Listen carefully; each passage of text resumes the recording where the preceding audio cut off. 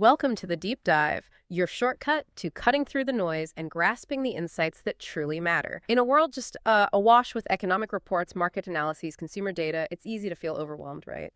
But that's exactly why we're here. Today, we're diving headfirst into a stack of sources. We're covering everything from the intricate dance of global monetary policy and the UK's economic outlook to the rapidly evolving buy now, pay later landscape, and even how we should perhaps rethink our investment strategies, our mission. It's simple: provide you, our listener, with a clear path to being well-informed.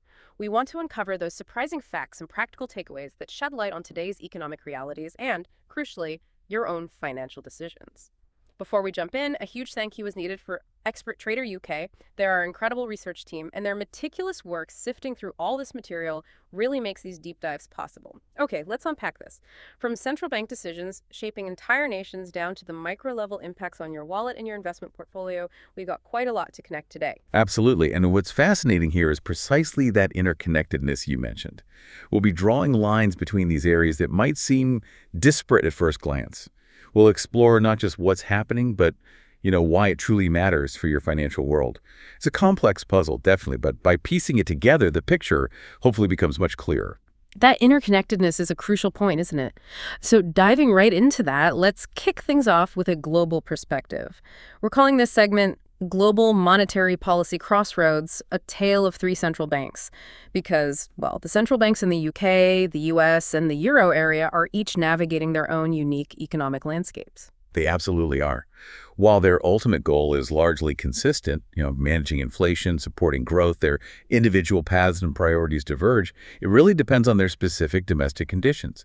It's like three drivers on the same highway, perhaps, but each one is adjusting their speed and direction based on the immediate road conditions in their own lane. And the Bank of England certainly made a notable adjustment recently. The Monetary Policy Committee, the MPC, they voted. It was a slim majority, wasn't it? August 6, 2025. They decided to reduce the bank rate by a quarter percentage point. That brings it down to 4%. A significant shift. Indeed, a very significant shift. And this decision followed a period of what they called substantial disinflation, meaning the rate of price increases has really slowed down significantly over the past 2.5 years. And that's largely due to their earlier, more restrictive policies. The MPC's core objective, fundamentally, is keeping inflation low and stable. Their target is that symmetric 2% symmetric, meaning they're equally concerned if inflation falls too far below or rises too far above that level. And their main tools, of course, are setting the bank rate and managing quantitative easing or tightening QE or QT. That involves expanding or shrinking your balance sheet through bond purchases or sales. Right. Meanwhile, across the Atlantic, the U.S. Federal Reserve stance, well, it tells a slightly different story. We looked at Morgan Stanley's report, Fed rate cut, not so fast. And it throws a bit of cold water on market expectations, doesn't it? While many are pricing in, an 80% chance of a September rate cut, Morgan Stanley's analysis puts those odds closer to 50-50. That's a huge divergence. It is a really big gap. And Morgan Stanley's rationale for not cutting is quite compelling when you look at it. They highlight a robust U.S. economy. Nominal GDP growth is still comfortably above 5%. The unemployment rate remains stable, low at 4.2%. And retail sales, they're consistently exceeding expectations. We're also seeing what they call cyclical stocks, those sensitive to economic performance they're outperforming. That suggests pretty strong market confidence in continued growth. What's also striking from their analysis is that financial conditions are described as the most constructive since May 2022. That's quite a statement. We're talking near-record corporate bond issuance, credit spreads, that's the difference in yield between corporate and government bonds, kind of an indicator of perceived risk. They're at 18-year lows. Yeah. And bank credit availability looks strong. Exactly. These are all signs of a very healthy financial environment, not one that's, screaming out for rate cuts. And for those hoping lower Fed rates mean lower mortgage rates immediately, it's worth clarifying, right? The Fed controls the short-term rates. That's crucial. Mortgage rates are tied more to longer duration treasuries, and those are actually up due to concerns about U.S. government deficits and global supply of long-term debt. So it's not a direct link, precisely. And let's not overlook market stability either. Equities are at all-time highs. Valuations, they're in the 95th percentile. Market volatility is remarkably low. These aren't typically the kind of conditions that pressure the Fed to cut rates, historically speaking. And compounding all this, inflation, while down, still remains above the Fed's target. That's fueling consumer concerns and adding another layer of complexity to any potential rate cut decision. Okay, so that's the US. Now, if we look to the Euro area, the European Central Bank, the ECB, they've already made their move. On June 5th, 2025, the ECB Governing Council decided to lower its three key interest rates by a quarter percentage point. That brought the deposit facility rate down to 2.00%. Right.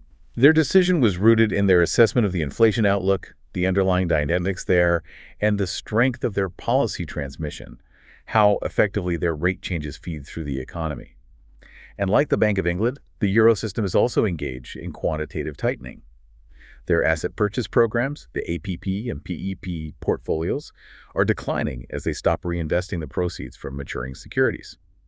So if we connect this all back to the bigger picture, the insight here is pretty clear, I think. While central banks globally are sort of united in their fight against inflation, each institution faces unique domestic pressures. And that dictates their specific approach. The U.S. shows remarkable economic strength, the U.K. is still grappling with some stubborn price pressures, and the euro area is also making these careful adjustments. It's really a dynamic, multi-speed global economy right now. That complex tapestry of global policy definitely frames the unique domestic pressures here in the U.K. So let's zoom in on that now for segment 2. The U.K. economic outlook, inflation's stubborn grip, and shifting sands. Yeah, the latest data from the Bank of England's monetary policy report paints a detailed and quite nuanced picture. 12-month CPI inflation was 3.5% in the second quarter of 2025. That was actually up from 2.8% in Q1, and then it edged up again slightly to 3.6% in June. The bank projects CPI inflation will increase slightly further, peaking around 4.0% in September, before, hopefully, falling back towards their 2% target thereafter. What's driving this recent uptick then? The report points to energy, food, and also administered prices. Just for clarity, administered prices are those set or heavily influenced by government or regulatory bodies, right? Exactly. Things like utility price caps or certain regulated fares. Interestingly, about half of that Q2 rise was due to a reduction in energy prices having less of a downward drag on inflation than before. It's a bit counterintuitive. But it's food price inflation that really stands out as a salient item, as the bank puts it. That's something consumers really notice and feel in their pockets. Absolutely. Food price inflation rose to 4.5% in June, which was higher than expected. And it's projected to reach 5% in Q3 and potentially an even higher 5.5% by the end of the year. And just to put that in perspective, the pre-COVID average was only about 1.5%. Wow. So the real insight here isn't just that food prices are up, it's that this combination of global supply shocks, like agricultural commodity prices and sticky domestic labor costs, seems to be fundamentally shifting the baseline for essential goods. It feels less like a temporary pinch and more like a more permanent adjustment households need to make in their budgets. And the causes are varied, hitting from multiple angles, as you say. Globally, we're seeing surges in things like cattle prices, up 20%, plus coffee and cocoa due to weather issues like droughts and disease. Right. And domestically, the UK faces higher labor costs in food manufacturing, around 7.0%, and also retail. Plus, there's this new extended producer responsibility, or EPR, framework for packaging that basically places the cost of managing packaging waste onto the producers. Which they then pass on, presumably. Exactly. That's expected to add another 0.5% or so to food prices. It all adds up for the consumer at the checkout. It really does. Okay, so what about wages and services, which are often linked? Well, pay growth is still elevated, running around 5% back in May. But it is showing signs of decline. The expectation is it will slow significantly by the end of the year. Services consumer price inflation, which often reflects those wage pressures, has been broadly flat, but still high at 4.7% recently. This is partly due to that past wage growth feeding through, and also some unusual increases in those administered prices we mentioned, estimated to add about 0.6 percentage points. What's striking, though, is that UK services inflation is noted as being significantly higher than in the euro area. That suggests a more persistent domestic pricing dynamic here that's proving harder to shake off. So while inflation is proving stubborn, what's happening with the broader economy and the labor market? The report indicates that underlying UK GDP growth has remained, well, subdued. That's consistent with a gradual loosening in the labor market. A margin of slack, basically meaning there's some spare capacity in the economy, is now judged to have emerged. And how does that translate into unemployment? It's reflected in the unemployment rate projection. It's forecast to rise gradually to just under 5% by mid-2026. That would place it slightly above its estimated medium-term equilibrium rate, which is just over 4.5%, the rate consistent with stable inflation. Another interesting point, kind of a technical one, but important for long-term growth, is that bank staff have revised down their estimate for annual potential supply growth by an average of 0.2 percentage points per year. And that's largely attributed to lower net migration estimates. This has implications for the UK's long-term economic capacity. And of course, the UK economy isn't operating in isolation. There are significant global uncertainties and risks hanging over it. Definitely. Renewed conflict in the Middle East, for instance, poses clear upside risks to energy prices. Any significant disruption to, say, the Strait of Hormuz could potentially push oil prices towards $100 and $130 a barrel. The bank estimates hypothetically that a 10% rise in oil prices could cause about a 0.5% peak increase in CPI inflation here and shave 0.1% off GDP. And trade policies are another risk factor. Yes, trade policies are another area. While U.S. tariffs have fluctuated and maybe uncertainty has diminished somewhat since May, there are still risks. A higher global tariff scenario, for example, could potentially reduce UK GDP by an additional 0.2% over 3 years, although it might slightly reduce CPI inflation by about 0.1% due to lower import demand. These are complex interactions central banks have to constantly monitor. Fascinating. Shifting to household behavior, it's interesting to note the household saving ratio remains quite elevated, 10.6% in the first quarter of 2025. That's a significant jump from just 4.6% back in 2022 Q2. What does that tell us? Well, it reflects a couple of things. One is monetary policy restrictiveness. Higher interest rates make borrowing less attractive and saving more so. But it also likely reflects a higher degree of precautionary saving. People being cautious, perhaps bracing for uncertainty. It tells you quite a lot about consumer sentiment. And this really raises an important question, doesn't it? How do these really nuanced domestic conditions, particularly around that sticky services inflation and volatile food prices, how do they influence the MPC's decisions going forward? But also, how do they impact your daily budget? It's a continuous balancing act for policymakers, certainly, but also for you, the individual consumer, navigating spending and saving choices. Absolutely. And that macroeconomic picture is one thing, but individual consumers are also facing these new financial landscapes, which brings us neatly to a phenomenon that's fundamentally reshaping how many of us spend.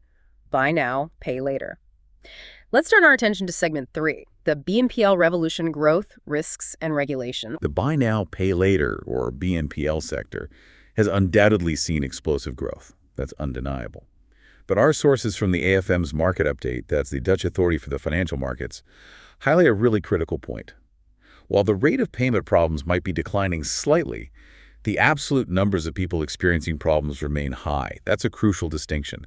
It suggests the problem isn't really going away for a large segment of users, even if the overall percentage improves a bit. And there are real concerns, deep concerns, about what the AFM calls debt habituation. This sounds worrying. It is. It's this idea of the normalization of deferred payment, a subtle but significant shift away from the traditional save now, buy later mindset towards just buy on credit, almost by default. Is there data on that mindset shift? Yes, a striking statistic in the report shows only 3/4 of people who don't use BNPL agree that people should always save first. And BNPL users themselves are even less likely to agree with that statement. It suggests, a potential fundamental rewiring of financial discipline for some, not just another payment option. Wow. And the financial health of younger users, particularly those under 35, seems to be a major focus of concern. It is. This group is identified as being more likely to experience the consequences of missed payment deadlines. Alarmingly, roughly a quarter of 25 to 34-year-old BNPL users experienced extended overdrafts being overdrawn for over 30 days. And nearly 1 in 5 in that age group were overdrawn for over 90 days in 2024. Over 90 days, that's serious financial strain. It absolutely is. And the numbers get even more stark when you look at missed payments. On average, users under 35 missed or reversed around a dozen direct debits in 2024. For frequent users defined as those making 13 or more BNPL payments a year, that number climbs even higher. That clearly suggests a pattern of difficulty managing finances. And the sheer number of providers must make it harder to keep track. Exactly. That's a huge issue. A staggering 2 out of 3 frequent BNPL users under the age of 35 use multiple providers within a single month. Just imagine trying to track that. It makes it incredibly difficult for individuals to get a clear picture of their total expenditure and can obviously lead to rapid debt accumulation almost without realizing it. And this leads to defaults. Yes, significantly. We see that 42% of users under 25 received a default notice. That's higher than the 38% overall average. Some providers even reported rates over 50% for this young age group. And perhaps most alarmingly, 7 out of 10 of those default notices are for transactions under €100. Under 100. So this isn't just about big ticket items people can't afford. It's small amounts adding up. Precisely. It's about small accumulated debts spiraling. In 2024, approximately 557,000 transactions involving about 310,000 users were transferred to debt collection agencies just from the providers surveyed. And more than 1 in 3 of those transfers were for purchases of less than €50. €50, wow. It reveals this pervasive issue. On average, about 6% of BNPL users are transferred to debt collection, but that figure jumps up to 15% for the under 25s. That's a huge proportion. It is. Another interesting insight from the report is the role of returns. Sending items back. About 1 in 9 transactions are full returns, and almost 3 in 10 involve partial returns. That totaled nearly 11 million transactions in 2024. And why are people doing that? Well, it aligns with users saying they want to see the product in real life first, or being unsure if they want to keep the product when they initially make the purchase. BNPL facilitates this try-before-you-buy behavior, but it creates operational challenges and, crucially, potential for impulsive overspending, especially if the money just isn't there when the actual payment falls due. So with all these issues surfacing, what's the regulatory response looking like? Well, changes are coming.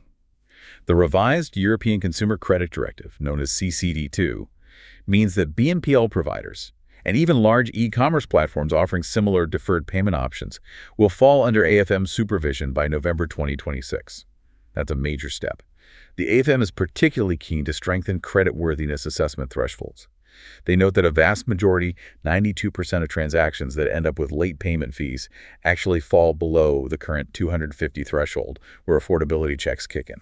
So most problematic transactions aren't even being checked for affordability. Pretty much. Even if the threshold was lowered to 50, 38% of those transactions would still be excluded. So the AFM is advocating for stronger thresholds. They also want to review the 250 threshold for BKR checks. That's the Dutch credit registration agency, like a credit history check. Currently, 9 out of 10 payment problem transactions fall outside the scope too. The AFM wants BNPL providers to start registering payment arrears with the BKR. Why is that important? It would give all lenders, not just BNPL firms, a much clearer picture of a consumer's overall debt burden, helping to prevent people from becoming over-indebted across multiple platforms. Okay, makes sense. And what about protecting younger users specifically? A crucial point here is age verification. Mandatory age verification is coming under the new rules, explicitly prohibiting deferred payment options for minors. This follows findings that almost 600,000 transactions using Ideal, which is a very popular online payment method, particularly in the Netherlands, were linked to minors aged 13-17 in 2023 alone. The AFM is calling for this age verification rule to be implemented as soon as possible. And it's not just the dedicated BNPL providers we should be looking at. No, absolutely not. It's important to note that major e-commerce platforms like Amazon, Bol, and Zalando collectively served 4.4 million users with their own deferred payment options in 2024. That's comparable to the 5.5 million using dedicated BNPL providers. And these platforms experience similar late payment issues. 0.9 million users charge late fees, 137,000 transferred to debt collection, and that excludes Zalando's data, which wasn't fully available. So it's a broad issue across the retail landscape. What these numbers truly reveal, I think, is how BNPL isn't just another credit product. It's almost a behavioral catalyst. It seems to be normalizing small, frequent indebtedness, especially for younger users, potentially pulling them into a cycle of overdrafts and collections for seemingly trivial amounts. It's potentially a fundamental rewiring of financial discipline, like we said, not just a payment option. And the regulatory landscape is clearly playing catch-up with this rapidly evolving reality. This revolution in how we spend and potentially borrow without thinking naturally leads us to rethink how we secure our financial future, particularly when it comes to investments. So for our final segment, let's explore rethinking investment strategies beyond the traditional 60-40. Ah, yes, the classic 60-40. For decades, the traditional 60% stocks for growth, 40% bonds for stability and income portfolio has been, well, the bedrock of investment advice for many. It's rooted in modern portfolio theory, the idea being that diversifying across assets that don't move together, uncorrelated assets, can improve returns while reducing overall risk. And historically, it often worked. When stocks underperformed, high-quality bonds often rallied, smoothing out those portfolio losses. It seemed like a beautiful balance for a long time. Seemed perfect in theory, right? But market dynamics have shifted profoundly, haven't they? And this long-standing model is facing some pretty significant challenges now. That's right. A major risk, maybe the major risk, is that stocks and bonds now often move much more in lockstep than they used to. Our sources indicate that since 2022, they've exhibited positive correlation moving in the same direction for more than 700 days. That's a huge chunk of time. And this led to those significant drawdowns we saw in 2022 when both asset classes suffered badly due to inflation spikes and the resulting interest rate surges. The diversification benefit just wasn't there. So the diversification isn't as effective. Well, the core insight is that the very concept of diversification might need rethinking. With traditional assets moving together more often, true portfolio resilience now might demand looking beyond just those simple correlations. It might mean integrating strategies that actively hedge against broader economic regimes, different inflation or growth scenarios, making set it and forget it maybe a relic of the past for some investors. And there's another issue with 60/40 too, isn't there, about risk? Yes, exactly. There's a misconception about risk distribution. Because stocks are generally much more volatile than bonds, they tend to dominate the portfolio's overall risk profile, even at a 40% allocation for bonds. This means many investors, thinking they are well diversified and balanced, might unknowingly be taking on more stock market risk than they actually intend. Okay, so if 60/40 isn't the be-all and end-all anymore, this is where alternatives come in. Precisely. Alternatives are presented as a potential solution to enhance diversification, reduce that correlation risk we talked about, and potentially tap into new sources of return that aren't directly tied to just stocks and bonds. And the growth here is undeniable. Global assets under management just in alternative ETFs, exchange-traded funds, hit nearly $150 billion by December 2024. And it's not just big institutions using them anymore. No, that's the key point. Yeah. Roughly half of financial advisors surveyed are now allocating to alternative investments or strategies specifically to manage risk for their clients. And a notable percentage of individual investors are doing so as well, often through these more accessible ETFs. Right. The accessibility is crucial. These sophisticated strategies, which were once pretty much exclusive to large institutional portfolios like pension funds or endowments, are now more accessible than ever via ETFs. It really democratizes access to tools that can potentially help build more resilient portfolios for everyday investors, not just the ultra-wealthy. So what kind of alternatives are we talking about available through ETFs? The options are incredibly diverse now. For example, you can get exposure to gold through ETFs. Gold often behaves differently to stocks and bonds, especially in times of stress, offering potentially efficient diversification.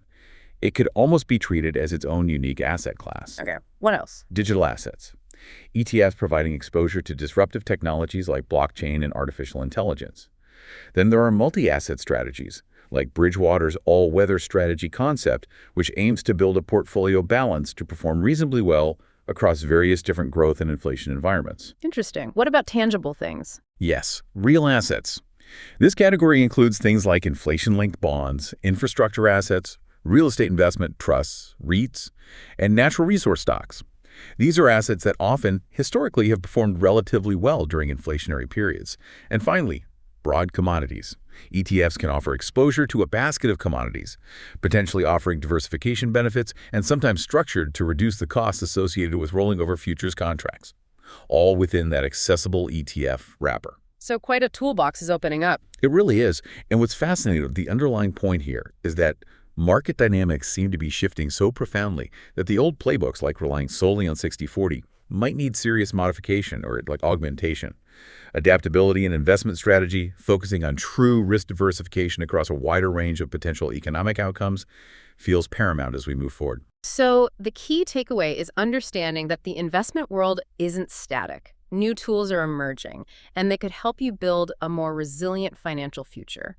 It's really about being informed and adaptable. Okay, wrapping things up.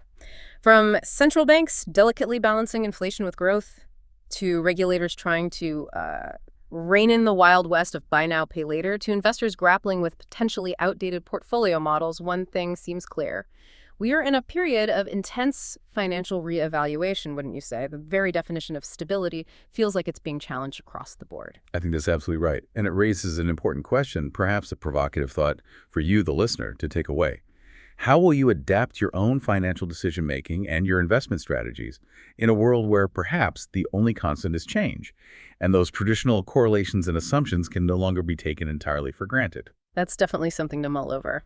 And that's a wrap on this deep dive. We've journeyed through some complex economic reports and market trends, really aiming to bring you clarity and actionable insights. We truly hope this deep dive has provided you with a richer understanding of these critical topics that are shaping our financial landscape right now, and perhaps given you a new perspective on how to approach them.